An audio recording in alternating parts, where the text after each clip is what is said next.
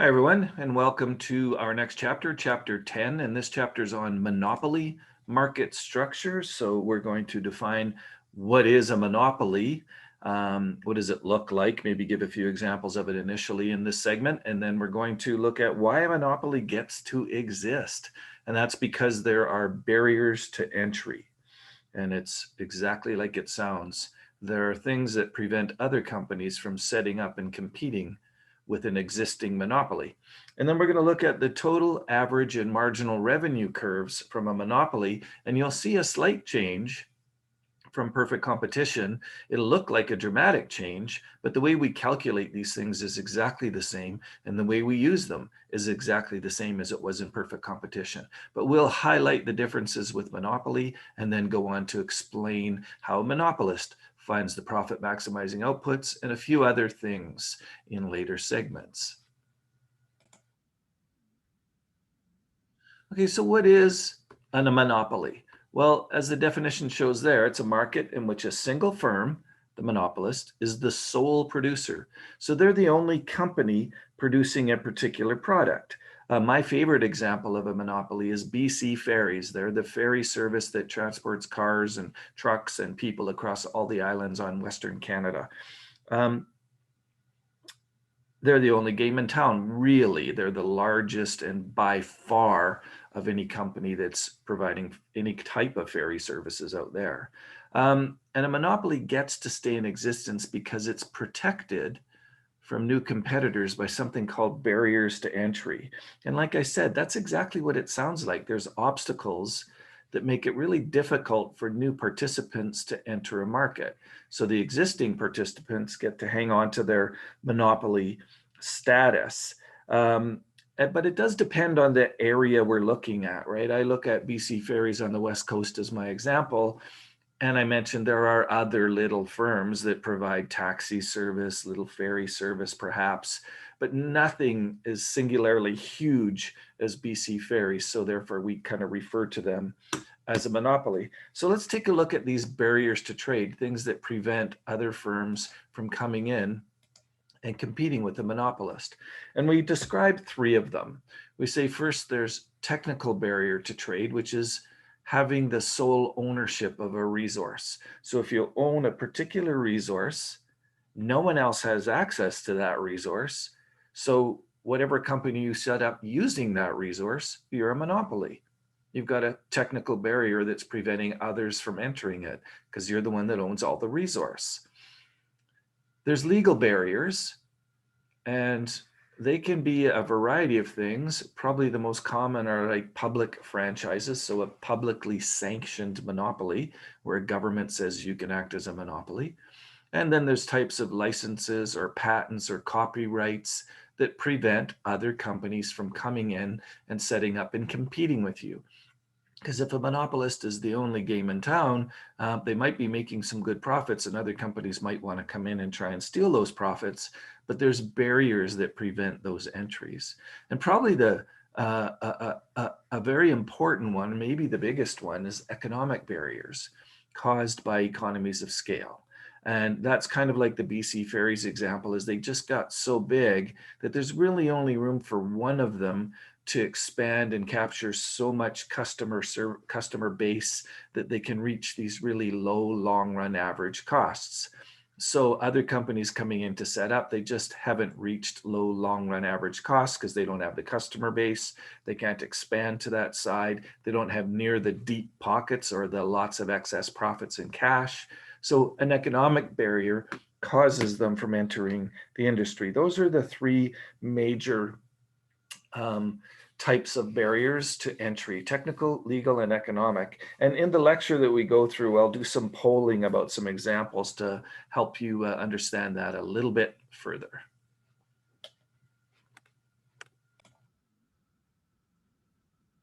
But in the text here, they give us a few examples, and they're citing right up front that getting into these industries is very difficult.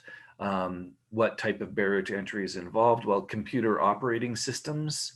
Well, there's just a few companies that own computer operating systems, such as the one used on Apple, such as the one used on PCs. And other people come around and they build apps and software based on that, but there's only a few computer operating systems. So think of what type of barrier to entry is involved there. And then commercial aircraft manufacturing. It takes lots of cash to get in and start manufacturing big commercial aircraft. I mean, it might be an interesting business to get into, but you have to have a lot of financing, deep pockets to get into manufacturing something that costs millions and millions and millions of dollars just to produce. So what kind of barrier to entry would be involved there? And then something close to Canada, West Coast wild salmon fishing. Fisher people get up early in the morning and they get out and they do their salmon fishing. I used an example of that when we were talking in earlier chapters about the short run supply curve and long run supply curve. But nonetheless, West Coast wild salmon fishing, they require permits. You can't just go out and start a commercial wild salmon fishing business. You need a permit or a license to do that. So what kind of barrier to entry is involved there? And I'll leave it up to you to go through the slides and the text to get the answers to those things, and we'll cover them in class as well. So let's get back to describing more about what a monopolist actually is. And one of the defining features of monopoly, which is totally opposite to perfect competition, is that they can set the price rather than having to accept the market determined price, right? Perfect competition, those firms, many of them, they just have to accept the market determined price and they're price takers. Monopolists can set the price. That makes them a price maker. So remember that monopolists have control over the price they want to set because they're the only company providing the product. So note that they can set price, yes, or quantity. They can't set both because on a typical supply and demand curve, if this is the quantity and this is the price and this is the demand curve, monopolists, if they pick a certain price, well, then the market demand will only be this much. If the monopolist wants to sell this many, Q2, then they actually have to pick a lower price so that the market demand curve will ensure that everything that they produce is purchased, is demanded by people. So since the monopolist is the industry, it faces the entire market demand for the product. Okay, so I will just draw that again.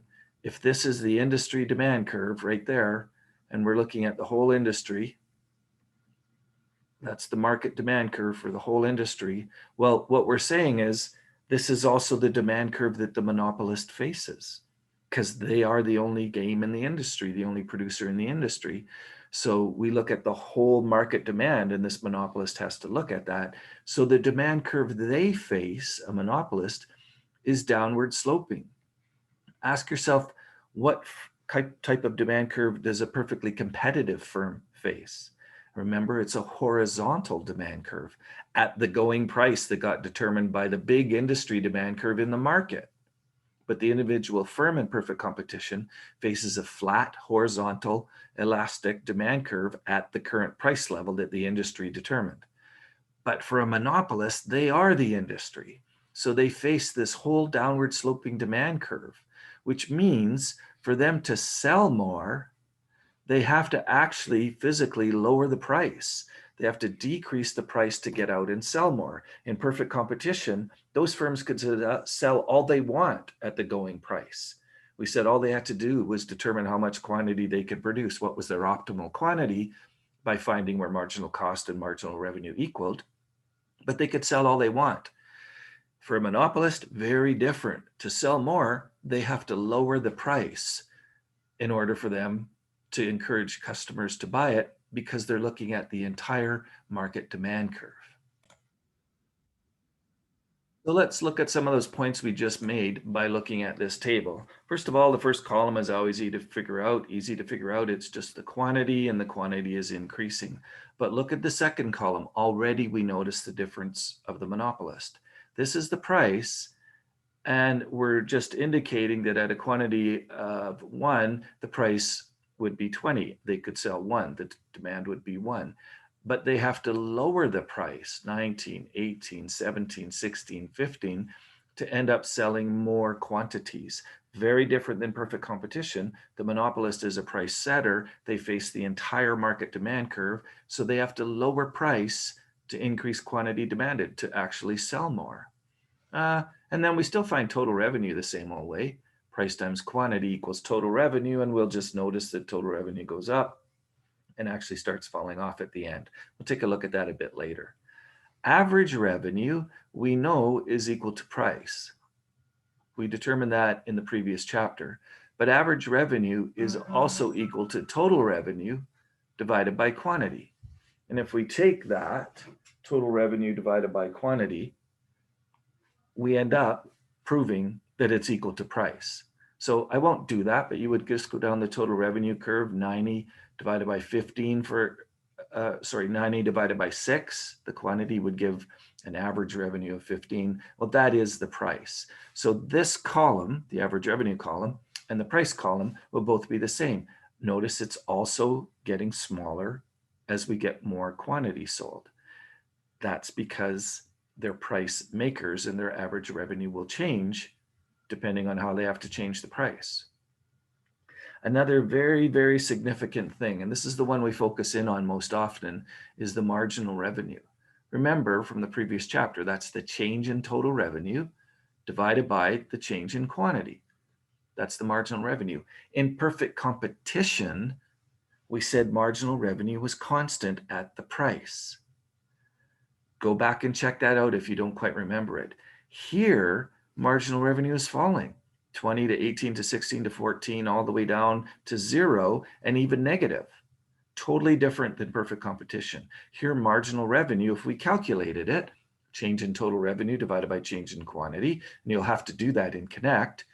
You just take a change in total revenue, take a change in quantity, and you'll see that marginal revenue changes all the way because monopolists have to change their price to sell more. Therefore, their marginal revenue will change, and marginal revenue continues to get lower as they increase their production. Another notable thing to see on this slide is our total revenue climbs and reaches a maximum here. Remember, we picked the second one always. That's where marginal revenue is 0. Everywhere marginal revenue is positive, even though it's declining, that's the contribution to total revenue is positive. Total revenue will be rising, and it does. Once the contribution to total revenue, which is the marginal revenue, once that becomes negative, that takes away from total revenue. So we'll see total revenue falls off. Now let's take a look at this on a picture and pull out a few more interesting things. Here we see the demand curve of the industry. And we said that that's also the average revenue curve. Okay, it's downward sloping. So this is actually a picture of the monopolist, even though it's a demand curve for the industry, because the monopolist goes out to sell things and sees the whole demand curve because they're the only company selling it, at least in a pure monopoly. But what we're getting at here is that the monopolist, if they're selling at this combination, this price and quantity, look at the red demand curve only, if they're selling at a price of 16 and they're selling 5 million per day, they've set that price and determined how much they're going to produce, and the market will buy all that. If they want to sell 6 million, then they have to lower the price because the demand curve will dictate what people want to buy and what they're willing to pay. So if the monopolist says, well, I want to increase my output to 6 million, I go up to the market demand curve, which is the one the monopolist is looking at, and determine that they have to lower their price to 15 to sell 6 million. The important thing to note is they have to lower their price to 15 for all the units sold, not just on the last few, but on all of, or the whole of the units sold, all of its output. So that gets at a declining marginal revenue because the incremental revenue received is less because you've had to lower the price on all the units. And they draw a little picture here. They're showing that the loss of revenue here is a certain amount, the gain in revenue here is a certain amount, and the marginal revenue they calculate for us. That's a little less important than actually realizing that because they lower the price for incremental units, they have to lower the price on all the units they're selling this period. Therefore, the marginal revenue falls out below the demand curve. That's a little tricky to see and understand at first, but if you just kind of buy it for now, the demand curve is separate from the marginal revenue curve now. They both slope down, and the demand curve will intersect the quantity axis at a certain number. The marginal revenue will intersect that quantity axis at exactly half that number.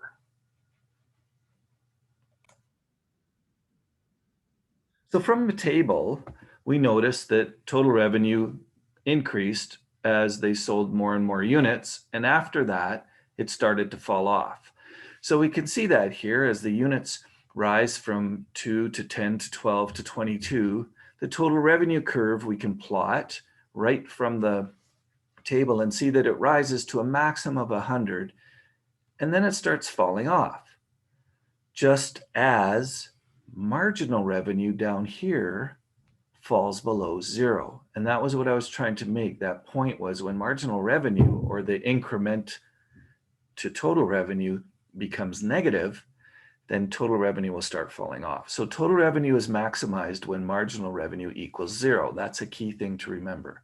When MR equals zero, total revenue is at its peak. So let's look on the lower graph a little bit and try and tie all this together. Average revenue is basically the same as the demand curve. Average revenue is price, and price comes off the demand curve. In fact, I often call the demand curve the price line, but that's not really its true name. It's a demand curve. So we could draw the downward sloping market demand curve, includes all this portion here that I'm drawing with the pencil or tracing over top. That's the market demand curve, but it's also the demand curve the monopolist faces because they're the only company in the market. So we're just showing that marginal revenue does fall out down below the demand curve. That's new and different. But when marginal revenue is positive on this blue section, we see that total revenue is rising. And then when marginal revenue is negative, where it falls out below here, I'll put it in dotted lines, but they don't even include it because it's not an important part of the graph. We would never be there. But when marginal revenue falls negative, then total revenue would start falling off. So the conclusion you can draw in the end is that total revenue is at a maximum when marginal revenue equals zero. So see if you can make sense of that looking at the table, looking at the graph, and understanding marginal revenue and total revenue relationships. All in the back of your mind, understanding that now the whole demand thing has changed. It's different than perfect competition. It's a downward sloping demand, and marginal revenue comes out halfway underneath it. Here, where demand intersects the x-axis is at 22. Well, that means marginal revenue will intersect the x-axis halfway at 11. That will always happen in all the examples that you're doing. Demand intersects at a certain point, marginal revenue intersects at exactly half that distance. Lastly, in this segment, we are going to make a pretty strong observation, and it stems from our chapter on elasticity. If you remember in elasticity, if you drop the price, a decrease in price would lead to an increase in total revenue, but only if demand is elastic. So dropping a price would lead to more and more customers interested in buying, and it would increase total revenue, but only if demand is elastic.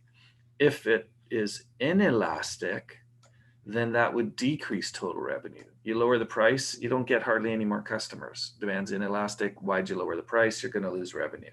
So the primary point here is that if you lower a price and it happens to increase total revenue, that'll only happen because demand was elastic. Now, tie it to what a monopolist's decisions are. They can only increase the quantity they want to sell, and they would like to sell good quantity, by dropping the price. So they're only going to do that as long as demand is elastic. Because if they drop the price, they'll get more total revenue. If demand was inelastic, they wouldn't drop the price. It makes no sense.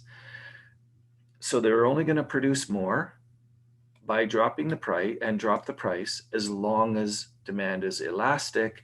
And then it's not going to produce any if demand becomes inelastic.